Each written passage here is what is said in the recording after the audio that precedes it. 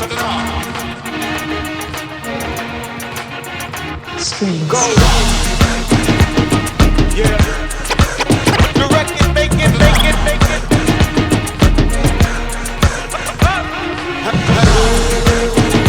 Go. Yeah. What's up, y'all? Welcome to Backstage. I'm your host and curator, Iz Avila. I got my man, my right-hand man, or my co-pilot. Every new week I get a different name from, but I'm going to say my co-pilot, Phil I'm going to Burrow. sit on your left side one day and it'll really confuse you. Hey, man, I'm as sharp as they come. Man, today's a very unique, special day. We got an incredible guest sitting with us on the couch. Shout out to Victrola as not just a brand, but as just a company that's passionate about music and the experience of music. And today we have my man, Scott Hagen, who came to hang out with us for a day. Yeah, nice to see you guys. And you too, bro. You too, Phil. Yeah. Welcome to Fontana. Yeah, welcome to Fontana. Thank you.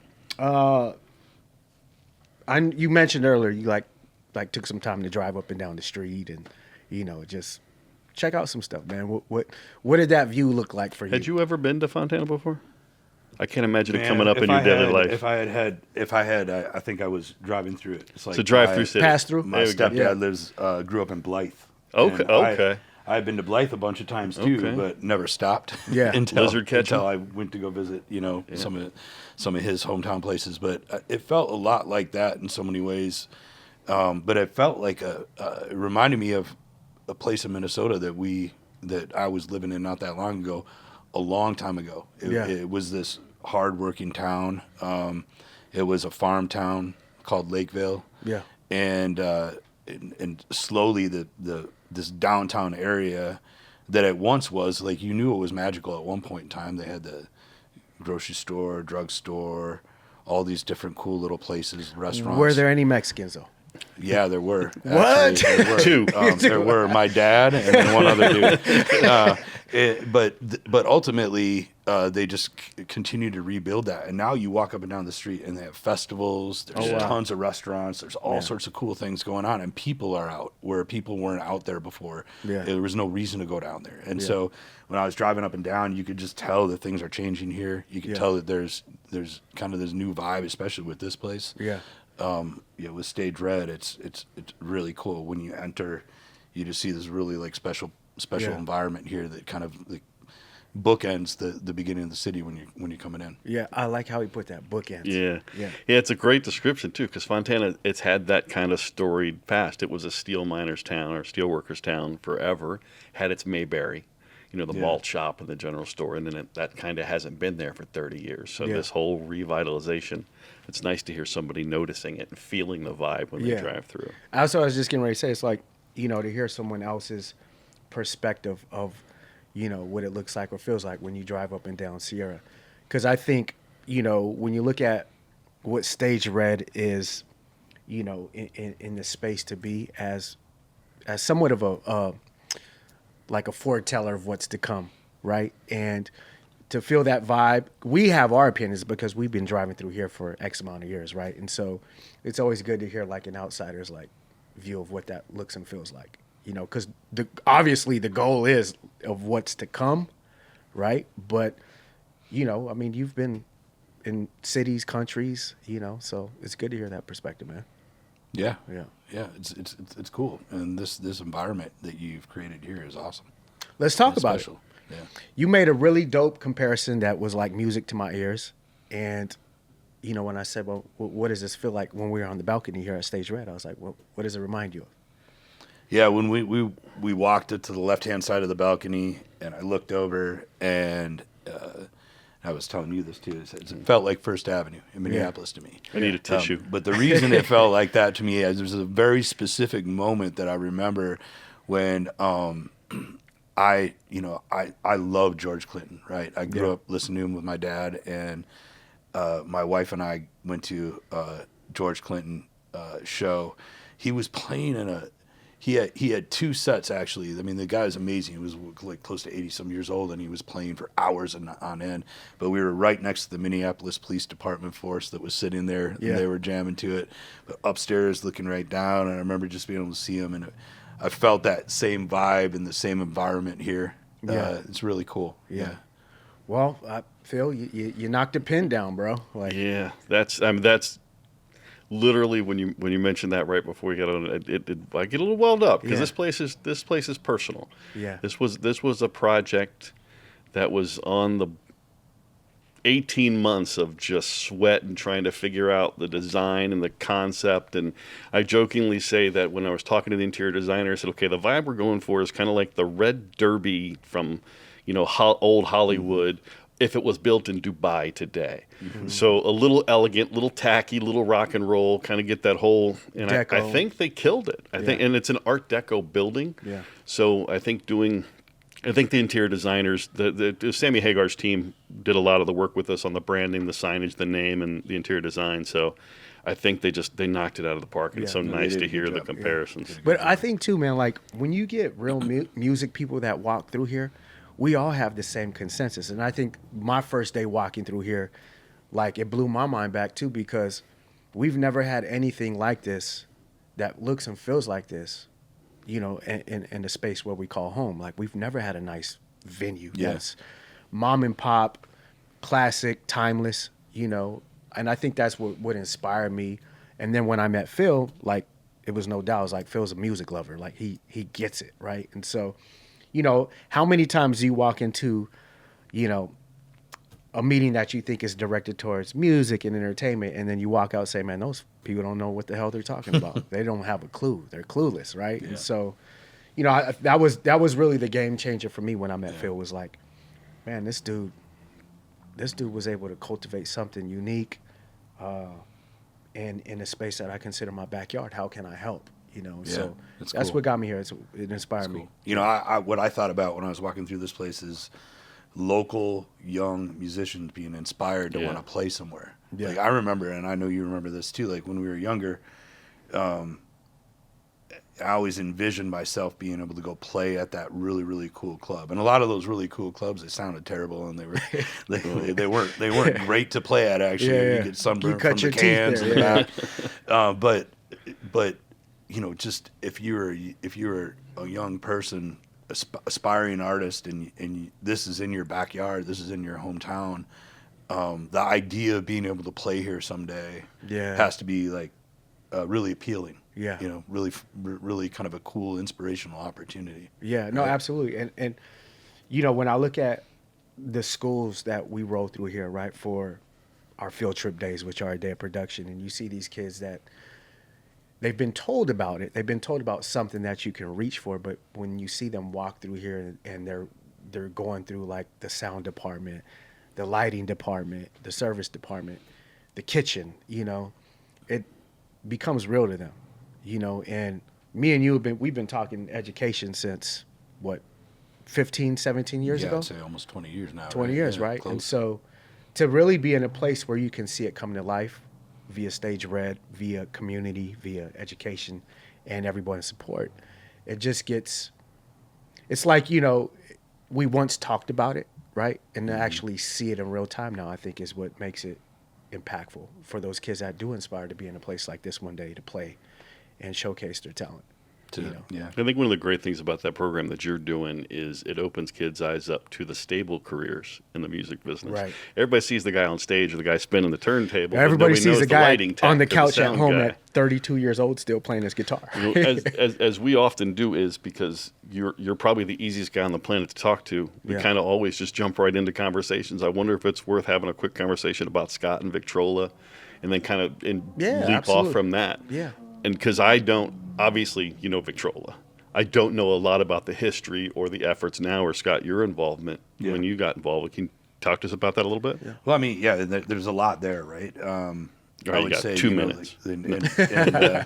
In relation to like what you were just saying, is that there's all these other different careers and all these other different opportunities that touch music. That when you're young, I was no different than any other person that wanted to be a musician or wanted to be in music. I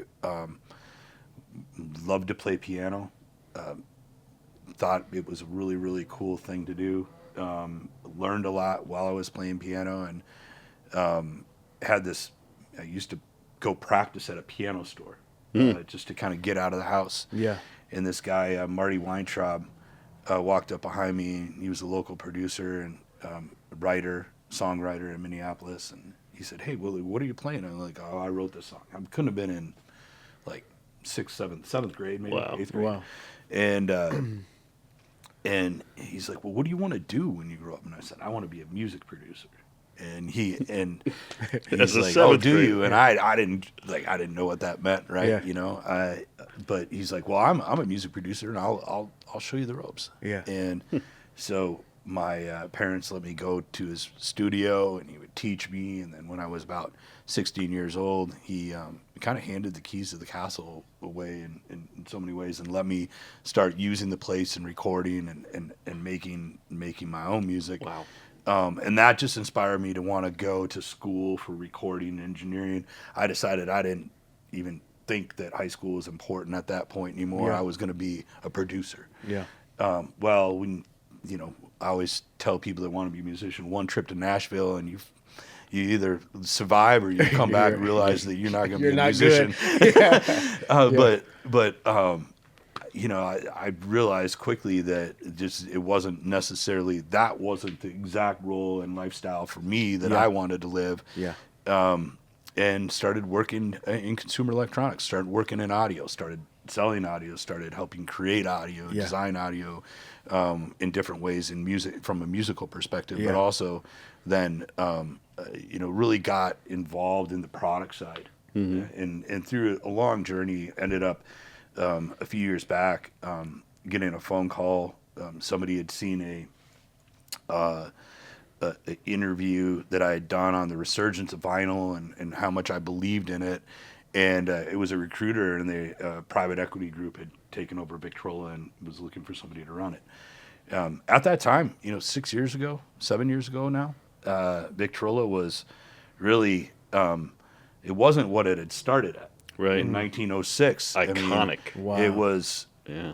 when it started in 1906, it was like the high-end product. It was the first ever music entertainment device in the home that wasn't a true quote-unquote instrument. Yeah. By 1921, the trade value today of that product would have been about $3,000 to $4,000 for a turntable. So it was high-end stuff, right?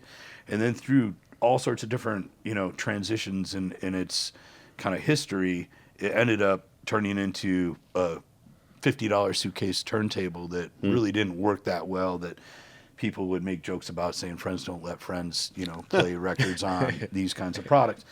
And so what we did is when I started, we brought design and engineering and all sorts of different people that were from the talent pool that I knew in music and not only entertainment, but also on the product side. And we really started paying homage back to what we thought the original founder of the brand and what people really believed like Victrola meant to them. I don't know if it means something to you, but it means the first time I ever got to listen to a record was at my grandma's house, and she let me turn that crank, and it just was very Gramophone. special. Yeah. You know So what they we've call really, so we've been paying homage to that with everything we do, which is really about making things sound as good as they can, making them very easy to sound good and look good. Yeah. But really helping people slow down to listen to a full album and enjoy the experience. Yeah. For us, it's not just about does it sound better or is it higher quality? Is analog truly better? We don't really subscribe to that kind of lingo, if you will, but we really subscribe to The experience. Is it fun and is it enjoyable to sit down with your son and listen to a record from beginning to end? Put it in an afternoon, dedicate. Yeah. Don't click through the song. Yeah, exactly. Skip forward. Yeah. You think about that, like how many songs do you hear 50 to 75% of these days before it gets fast forward? Or tell me Especially what if you got song you heard kids. in the Starbucks this last week. Well, I you don't remember what it was. When I was a kid, the album release date was a big deal. Now the industry drops one or two singles before the album comes out, so you get a little bit of a vibe for what the artist is doing. Yeah. But when Back in Black came out, that It was was a Tuesday. I know that much. Well, I didn't even know. Well, they were always Tuesdays, weren't they? They always yeah. Tuesdays. Okay, I didn't remember that, but But literally, and you would just put that album on and you'd keep it on and learn every song. How many cuts would you not have ever heard if it was today's CDs and you just. Well, that's the thing too.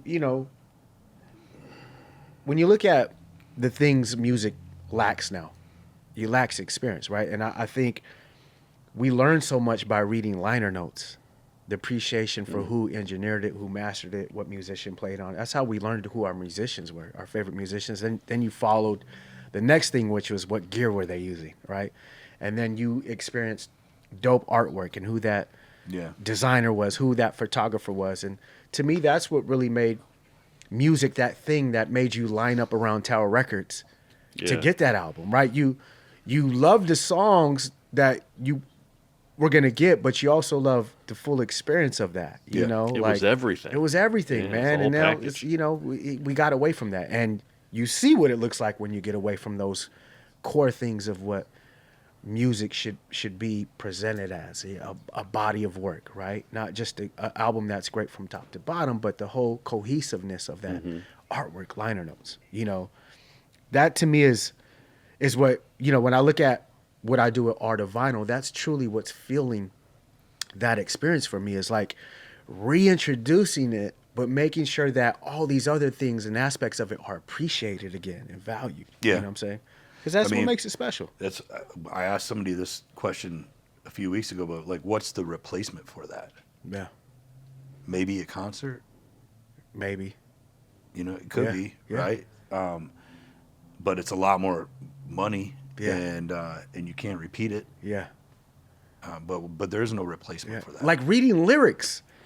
So You know what I'm saying? Like reading you're lyrics. describing like a poetic artistry moment, kind of the passion you have for the vinyl. And you've talked a little bit about your Art of Vinyl stuff that you're doing. And I haven't been able to make it down there yet, but I want to go check that out. Listen, vinyl, it's just the tacos, vibe. tequila, How do you go wrong new with that? folks, vinyl discounts. It's like, to me, it was like, I just didn't want to do something that was like, you walk into a record shop and this dude's playing vinyl, music's dope, whatever. It's like, no, like, this is a listening experience that encompasses. Make it a whole thing. A whole thing. Like, that's why I call it a mixer's favorite mixer. Like, you know what I mean? Like, you're meeting He's people. very clever, isn't he? But those are the things like it's mixer's like, mixer. how do you sneak things in that because we're competing against so much, right? So it's like, how do we, if people can allocate these 3 hours out of their day evening to come through and fall through to a record shop that has a vibe, and man, everyone's cool hanging out, people are crate digging, like, that's what I remember feeling when I was like, in the music as a consumer, buying records. I think people are craving that right now because entertainment is so hands-on, instantaneous. You could do anything. And my kid's 22 and 27. There's almost no limits to what they can do for entertainment.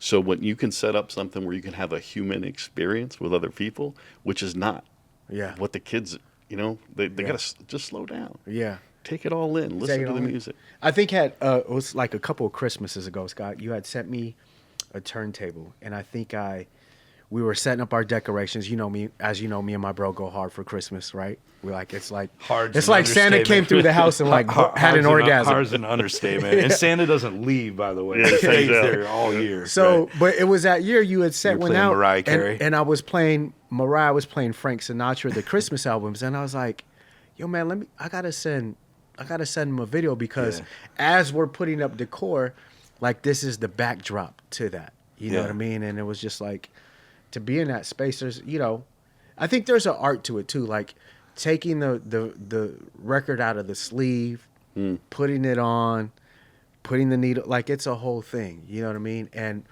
I'll tell you, like, there's been times I've been at the Walmart, and I'm there at like 11, close to midnight, and you see a couple of young folks digging through vinyl. They're selling so much vinyl. Yeah. And Walmart is, they're really behind it. Yeah.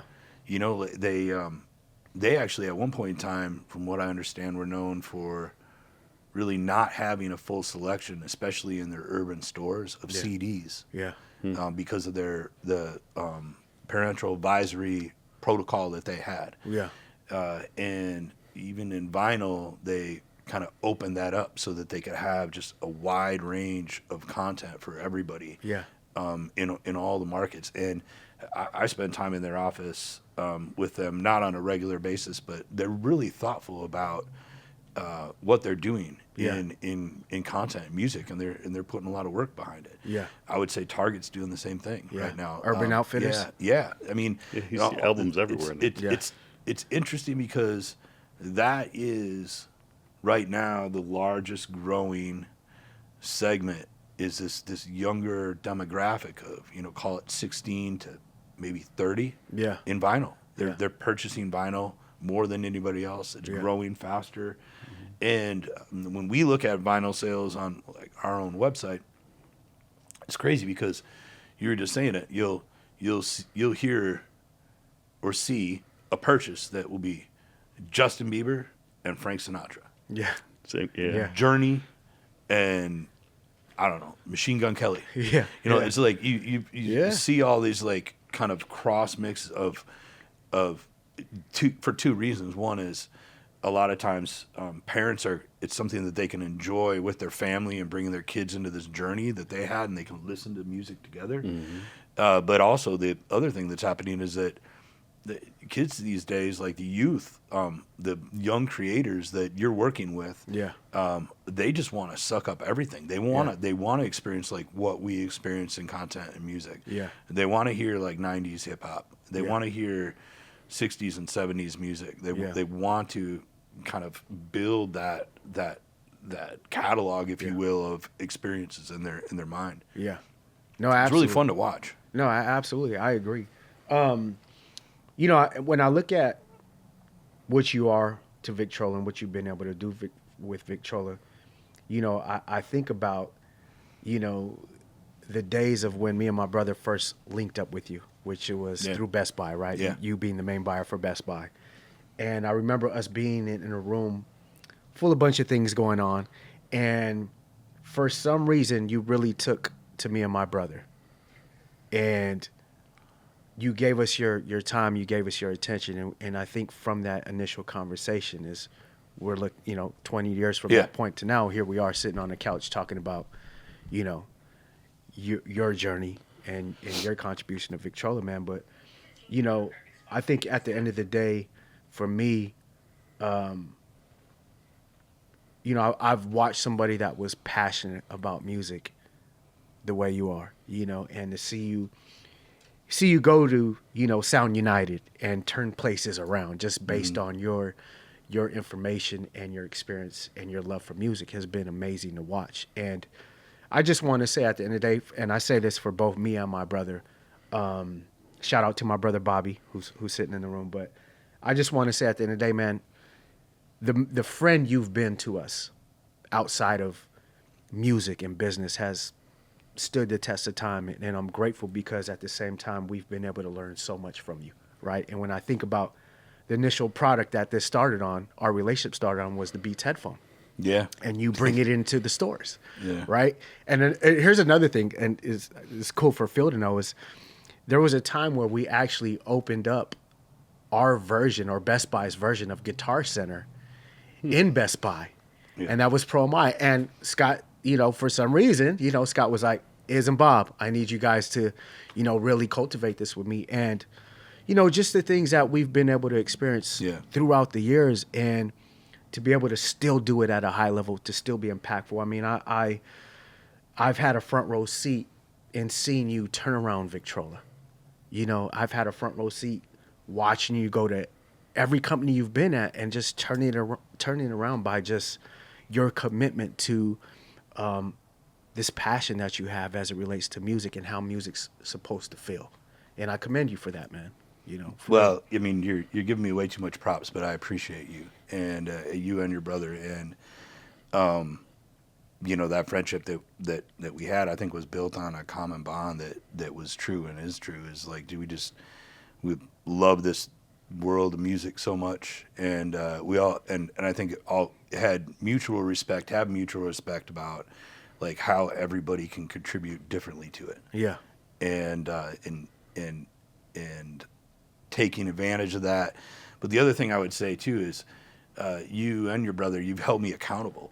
Yeah. Right? To do better, to be better, to make music better, and and remember that and not forget about it. Yeah. You know, because it's easy to, and when you're in consumer electronics, just to focus on it as a widget or a number. But the reason we're doing this is because everybody's passion for music. Yeah. And like, if you don't love music, or if music doesn't make you feel, then I don't think you're human. Yeah, yeah. So, and I think too, I agree with that. your ability to always, you know, see things coming around the corner and understanding unique collaborations and unique experience. I remember when you called me up and you told me about the collaboration that you guys were getting ready to do with Sonus. Mm-hmm. And I was like, what? You know, like, for real? Like, streaming turntables on? And you were like, yeah, I think there's a need for it. And then I saw what that became, right? And it was just phenomenal. You know, you guys knocked it out of the park. And, you know, last year we've gotten to see, like, you know, the different product lines that you're also introducing. And it's just like, man, you know, to see you continuously pushing the envelope, right? And all just to give new experiences. You know, I think that's so dope, because it can't just be minimized to, like, you know, tech and computers and gaming and all that. Like, I get that, but, you know, somewhere along the line there has to be other things that people can get excited about. I think when you were first telling me about Scott and your relationship with Scott, and then we first met and started having this conversation, the idea of revitalizing an iconic brand, you feel, I don't want to shit talk any other. It's okay. We should talk on here. It's but okay. You feel like a brand like Victrola. Yeah. With I appreciate Scott's story about how he came into music, and candidly, I want to really deep down into being exposed to that one mentor. You know, we've talked about on this before, that moment in time when you decided what was it about, what happened that made you click. Yeah. But having a mentor reach out. But on Victrola, on reviving an iconic brand, when you start talking about different electronics, you think of it in this, though, you would think of that more in the electronics and all those things. But Victrola, it feels like it has a soul. Yeah. So it was really, as I started to get to know Scott and started talking a little bit, that appreciation and that foundation in music is probably what gave me that, other than every Cary Grant movie you've ever seen or every 30s movie you've ever seen has an old Victrola in the corner with so you know the name, and it's so nice that it's been revived and it's coming back to the status that it once dominated an industry on, and that's a badass looking turntable. It's sexy. If nothing else, it is a sexy turntable. But what I appreciate about the conversation, and as we've gotten to know each other, is it's about the music. Yeah. It's not just about a way to convey it. It's about contributing to the experience about it. So that's what I've really enjoyed about it. And that's what I've enjoyed about my kind of hangs with Iz a little bit. But yeah. And I think, too, it's like, you know, I always say, like, it's great to have folks on this seat where we all come from different walks of life, and different perspectives. And I think, you know, when you look at the mountains that have been moved throughout history, it was a group of people, like different walks of life. So when you look at what Steve Jobs was able to do in his garage, there was different walks of life in that garage, right? And so I've watched you, you know, cultivate these experiences in real time. I've watched you, you know, put a strategy together, right? I watch you brainstorm. I watch you put ideas on the wall and say, okay, this is where we're headed. And leadership. You know, I think that's a huge thing to touch on too, just the concept of leadership and what that looks like. Everybody has an idea. Everybody's not a brand.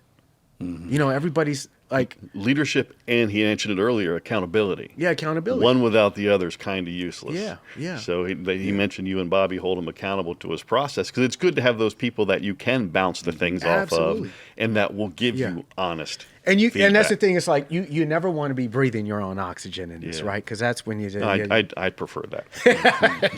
I live in my own oxygen chamber. Yeah, but in your role, in your day to day, how big is leadership for you? How big is it for you as a priority, the tone you set for your team? How big is that for you, man? I mean, that's a hard question, right? It's huge. You know, without going on a quoting journey of all sorts of different people, but like, have you ever heard of the book Extreme Ownership with Jocko Willink? I have heard of Extreme Ownership. All right, so there's, you know, they talk about these principles that the Marines have, or sorry, Navy has, the SEALs, And like the first principle is like there's no bad teams, there's only bad leaders. And they tell these stories about like when they're at Buzz training and they're doing the final journey and they're rowing the boat and rowing their boats and then they have to lift the boats up and they carry them on shore and they do it over and over and over again. I'm probably getting the story a little bit wrong because I wasn't there, but one team was failing. The leader was saying this person's not doing this person's not doing this, and another team that was winning, they took the leader and they put him to the failing team, and then that boat automatically started winning. And I think that it's really, I mean, the degree of humility and self-reflection you have to have like in a scenario like that is super high, because you have to basically say like, hey, if it sucks, it's on me. If it's good, it's on us. And that's a really important kind of part of our day-to-day living with our entire team. There's such a high level of accountability, and you can't have leadership without accountability. Yeah, that's the cheat code. Yeah, I always tell this generation of today, like, know when a cheat code lands in your lap, because it's what gets you to the finish line with less bruises on your scalp. Those cheat codes help, man. I got bruises. So, we all have bruises, right? As you continue the Love and Respect Fest, I wonder is it time to press Scott for his most disastrous event? One of the things that is always likes to say on this is I think he started captioning life happens backstage. One of the things that we talked about when we first started talking about doing this little program of ours or of his that I'm just saying yes, no stuff to on the side is the idea came about when people come to a show here. They see the act. They hear the music. They go home 90 minutes later. There was weeks worth of planning and hours worth of prep work and all that stuff that happened before. Some of it went well. Some of it went badly. Yeah. So we were literally talking about a terrible experience, and he's like, we should get a camera. We should talk about that. So on that kind of a line, because I'll tell you, one of the other things we'll talk about Backstage here, we filmed a podcast 2 weeks ago, lost the whole damn thing. Yeah. So we had an hour worth of content we had no sound for. Shit happens. But there must be, especially a guy that's in branding and is at your core, you're a music guy, you're a visionary, you're a pitch guy. So you've got to sell events. You've got to make things happen. There has to be either, what's involved in creating that, or if you went off to create that and then it just worked or didn't work. Yeah, bloopers. What's it like? Yeah. To put some, because you said you were contacted for Victrola by a group, but you've also probably gone out with ideas to try to attract money. Yeah, absolutely. Something. I think a story that comes to mind was with an earlier company that I used to be with, and we decided we want to get into a new business, and we were going to we make unbelievable music products. Mm-hmm. We were making halfway decent headphones, and everybody was. But we were like, you know what? We're going to get into gaming, and we're going to make really, really good gaming headphones. And we knew we needed like some kind of cheat code, some way to like skip the line, because everybody was getting into headphones and everybody was getting into gaming. So we went to one of the two major console brands. I won't share the brand, and partnered with one of their big video games. And then we were going to make headphones, but they were exclusive to that brand, and they had some cool features, right, where the microphones would pull out. All this stuff that we thought was going to be perfect for the gaming world. Two things that were a problem. One was we didn't talk to any gamers really ahead of time. You weren't gamers yourself. I wasn't a gamer. There were a few self-professed gamers, but we were all old, and we didn't live. We weren't staying up drinking Red Bull till like 2 a.m. Playing games. And two, the product didn't work. It failed. It actually functionally didn't work. And the way that we went through that journey, and I wasn't the only one doing this. I was actually along for the ride, so I wouldn't say I was leading. Was it your fault? No, it's probably some way, shape, or form. It was probably partially my fault. It was all of our faults, but and I wasn't the only leader there, and I certainly wasn't the one calling all the shots. But I remember that scenario specifically because what we did is we just reached out to the community and we ate shit. Yeah. We sent, we sent notes saying like, we screwed up. This is how we screwed up. We're replacing everybody's stuff. We'll give you your money back. We'll do whatever. Wow. But we went really public, really fast. And that itself gave us a lot of street cred that we couldn't have bought. Yeah. We couldn't have marketed ourselves through that street cred. And I think that, that lesson for me was always, you have to be super authentic with what you're doing. Mm-hmm. Yeah. And, we've talked about that a lot. Stickler. Like we've say no to more collaborations than you would ever imagine before we certainly say yes to one or even work on one. And then the ones that we work on, they don't. Yeah. They're like, some of them work. Yeah. But if they're not authentic to start, if they're not for something more than just, we think it would be, visually cool or make us a lot of money. If it's not authentic, then it's not going to work. Yeah. You've been a huge stickler throughout the years about authenticity. And I tell people, especially when we've had conversations about, potential partnerships. Yeah. Number one thing he always asks me, Phil, is it authentic? Yeah.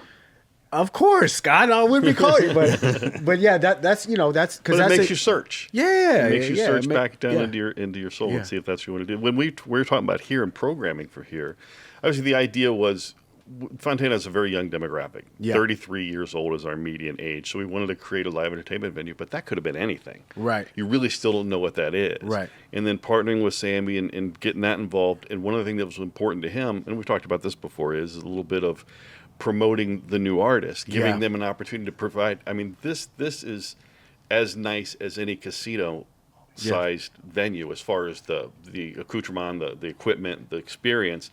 We're 1/10 the size as far as seating capacity, but to provide that real professional show experience for those young local artists.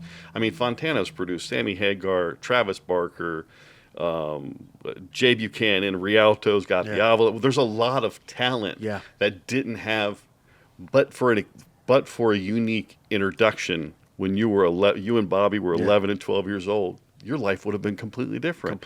But for you playing the piano in a music store on that one Sunday afternoon or whatever the hell it was. Crazy. So the idea was to provide something like this. But one of the things I've been sensitive to is the authenticity of it. I'm a 56-year-old white man that I don't know shit about what we should be programming here. So, and not saying that a 56-year-old white guy doesn't understand, but I don't want to create the genre. So what I've tried to do is interact with as many people as I can to say, okay, who should we have here? Yeah. Should we have Lefty Gunplay? Should we have Killer Rosa? Should we have this Friday, or we got Ambrosia coming and Spyro Gyra. Yeah. So the idea of this is trying to expose as many different things, but trying to do it authentically. Well, and I think to that point, Phil, the idea is music. Music is not a genre. Yeah. Right? Music is this. It's everything. Thinking about the show. It's the show, and that's the thing too, that when you step into that space, man, and you really feel that, how could you not be inspired and motivated?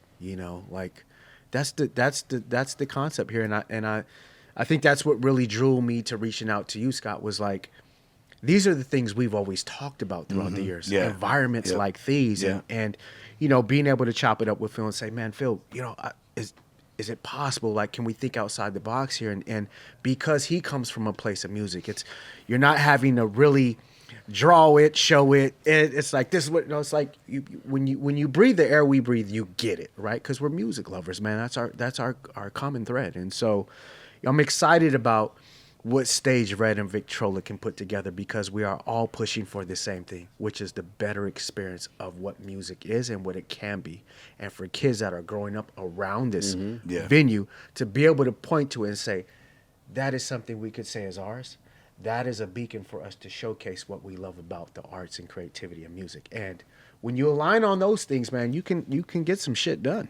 Absolutely. You know, yeah, you we're can get some excited shit too, done. man. So fun doing it. we're excited to have you in the building, man. We're excited that, you know, all the way out from Denver, man, you're here and you're sitting on the backstage couch and we're chopping it up, man. I think those are the things that that add minutes to our 24 hours, you know, per day. You know? I appreciate you having me. Yeah, no, absolutely, man. I would love to hear one thing that is a part of your daily pedigree when you get up, whether it's just you take a second to breathe, you jump on emails. What is that one thing for you that's key as a CEO? The Jack Handy affirmations. Yeah. I am Man, special. Okay. What's that one thing for you? Off camera, I'll tell you one other thing. But, you know, even when I'm away from home, but especially when I am home, just my wife always says, like, if you don't kiss me before you leave, you're going to grow old. Mm-hmm. And that to me is like, no matter what, like, that sets my day off. Wow. Yeah. And that's another piece to you, I think, because we didn't get a chance to talk about it, but, you know, you're a huge family man. Yeah. You know, family is a huge balance for you. Yeah. You know, and both me and Phil are the same way. I mean, Yep. Phil's got to, usually it's like you got to be home when the street lights come on. No, it's you got to be home when your wife expects you to be home. You know what I mean? Like, you know, so. I'm married very well and I want to protect that. Yeah, he wants to protect it. So I think those are, you know, those are key ingredients, you know, to our daily routine, our daily exercise, because, you know, we have to execute at a very high level. We're not superheroes. Nope. You know, and every now and then, I mean, Phil, yeah, mine is Phil. I'm speaking for us too. But, you Not know, all it's heroes like, wear capes. because you get those questions, right? With as much as the bandwidth you have to access and pull from, I always say you can't serve two masters. One suffers eventually, right? And everybody talks about this idea of balance. Yeah. We know that's a joke, right? So I always like to pull that piece out from whoever's sitting on this couch as to what's that one thing for you, man? What's that thing that you abide by that's a part of your winning pedigree? It's the foundation that everything else builds from. Yeah. And on the second one, me and Phil are huge movie buffs, bro. You know, like, you know, give me like one or two in your arsenal, you know, that are just you can watch anytime, pull at any time, and it just. Man, I'm the worst person to ask this question because I'll give some like dumb answer that it's unfulfilling for all of you. Okay. My whole team knows this. Like, this is when I'll say I don't even want to insult the movie by saying it, but I'll try and find some like Harold and Maude. Okay. Or no, I'm kidding. That was a reach. But I like movies that matter to me. What was it? Break Into Electric Boogaloo. Never got to see it. Never got to see it in the theater because it broke when I was sitting in the theater with my aunt, and we got our money back. And I didn't want my money back. I wanted to go watch it, so I had to watch it. Electric Boogaloo. I would have never, bro. I would have never guessed. I don't think that's ever been the answer to that question in the history of that question. Right, yeah. But good pull. Yeah, hey, but then again, see, that's what I'm saying. You don't want to ask me stories like this because I don't know good movies. I'm not like. I would expect that for a man that has abided by the concept and idea of authenticity for a very long time. It makes sense. Electric Boogaloo. I can't give you a real movie, man. But Electric Boogaloo is that was an down. impactful movie at that time in our lives. Awesome. The other movie that I saw recently, which again is like totally not giving me credit at all, was the Gran Turismo, the real story or true story, Gran Turismo. Okay, I didn't see about the kid that he was. Played video games. Like the gamer. Yeah, was he a black kid? Yeah. I did see that from Britain. Yeah, right? Yep, from Britain. Or I think Manchester or something like that. And then they thought it was a joke. Nissan hired him. Yeah, and they had that whole. That was cool. That was cool, and that was a good movie because I think, you know, when you think about the concept of taking a kid who's really good at race car on games and then thinking he can drive a car. Right? Yes, it just reminds me of what we were trying to do is like get these kids like out of their environment that we knew would be good. Yeah, in a different environment. Yeah, Yeah, and make them Wow. a pro. Wow. Yeah. So I like that movie. Yeah. Yeah. Well, man, anything else, Phil? Anything we missed? No, I think you covered a lot here. I'm just Okay. looking forward to keep talking about Victrola and all the cool things we're going to do together here. Absolutely. Yeah. So thanks for having me, guys. Man, anytime. And we're going to be storytelling along the way as we cultivate and craft this unique stage, Yeah. Backstage, Victrola, Stage Red partnership. And, thank you for making time for us today, man. It means the world. And, to share your story, is always great. It's always Thanks, man. great to hear your, I feel like every time we talk, I learn something new, and We we're both talking do. 20 years, Right, bro. yeah. Like, Yeah, we do. So thank you, man. Thank you Thank all you. for tapping in with Backstage. Shout out to Victrola for gifting Stage Red with a beautiful turntable. And yeah, we always say life happens backstage, bro. It does. So, let's continue to push it, man. But until next time, we'll catch you on the next one. Peace. Screams. Yeah.